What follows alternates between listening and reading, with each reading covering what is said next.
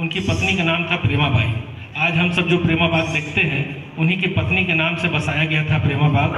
पास ही एक मंदिर जो शिव मंदिर है वो भी 1921 के दौरान बनाया गया था और फिर कंटिन्यू वहीं पर इस याद को रखने के लिए एक बगीचा स्वरूप बनाया गया था प्रेमा बाग के रूप में।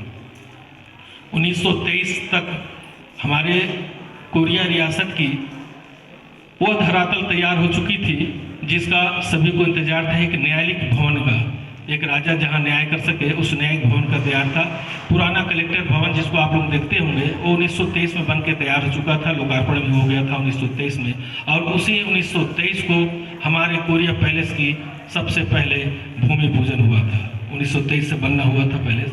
उस समय उससे पहले सब कच्चे का मकान था। पास ही दौरा टिकरा एक जगह है जो आप सब जानते होंगे। राज परिवार के सदस्य वहाँ रहा करते थे। कोरिया कुमार जिनको जानते हैं उनका जन्म भी उसी कच्चे मकान में हुआ था। बाद में पैलेस तैयार हुआ 1931 में, तब उस पैलेस में सब जा सके।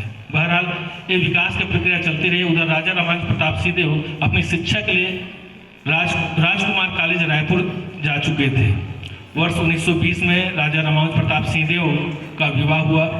तब ये उम्मीद जगी कि राजा रामानुज प्रताप सिंहदेव ये जिम्मेदारी उठाएंगे और कोरिया विकास के लिए कार्य करेंगे। लेकिन उन्हें कहा कि एक राजा को पूर्ण रूप से शिक्षित भी होना चाहिए, इसलिए जब तक मैं शिक्षा ग्रहण पूर्ण रूप से स्नातक नहीं कर लेता मैं राज गद्दी पर वापस नहीं बैठूंगा। उन्होंने पढ़ने के लिए इलाहाबाद यूनिवर्सिटी, रायपुर कॉलेज से इलाहाबाद यूनिवर्सिटी गए। वहाँ उन्होंने BA स्नातक की शिक्षा ग्रहण की 1924 में। 1924 में BA स्नातक करने के बाद 1925 में वो बैकुंठपुर वापस लौटे और संपूर्ण जिम्मेदारी, संपूर्ण दायित्व एक राजा का उन्होंने 1925 में ग्रहण किया। मैं आपको एक चीज़ बताना जरूर समझूंगा कि आप लोग को इस बात का ध्यान रहे कि यह राज परिवार ऐसे राज परिवारों में अग्रणी है जो शिक्षा के क्षेत्र में न सिर्फ अपने रहने वाले राज्य के लोगों की चिंता करते थे बल्कि शिक्षा को प्रमुख प्राथमिकता देते थे।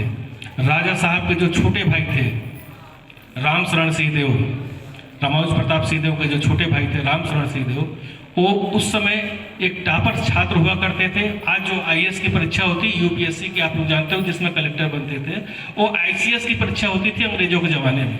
उन्होंने ICS की शिक्षा ग्रहण की थी और ICS की शिक्षा ग्रहण करने वाले ये पहले राजा थे, राज परिवार के सदस्य थे। उनसे छोटे जो भाई थे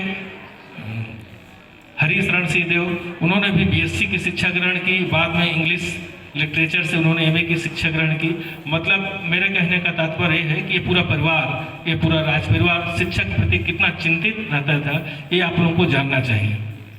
बहरहाल हम राजा रामानुज प्रताप सिंहदेव के बारे में बात कर रहे थे। 1925 में इन्होंने पूरी जिम्मेदारी कोरिया रियासत की उठाई और फिर विकास की गति जिले में, इस राज्य में बढ़ने लगी।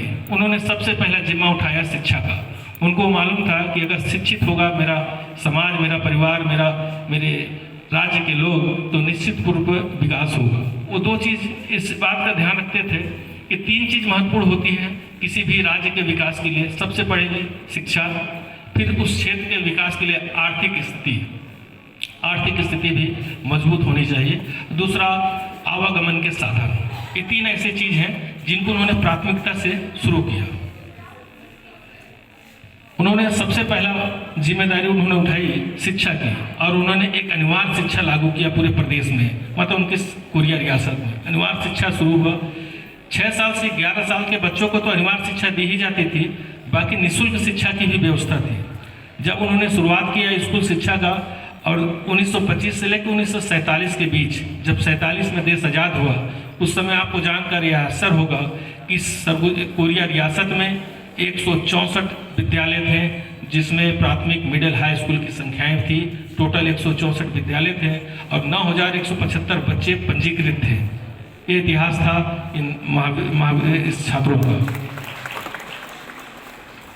शिक्षा के क्षेत्र में इसलिए उन्होंने व्यापक रूप से जोर दिया कि उनको मालूम था कि अगर बच्चों का जो बुनियादी शिक्षा है अगर वो बेहतर होगा तो मेरे राज्य का भी बुनियाद मजबूत होगा।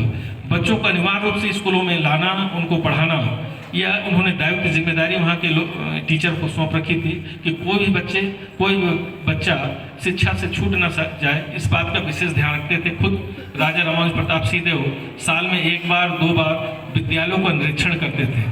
आपको ये जानकर आश्चर्य होगा कि आज हम लोग स्कूलों में, शासकीय स्कूलों में, जब देश की सरकार ने यह लागू किया है कि मध्याह्न भोजन बच्चों को मिलना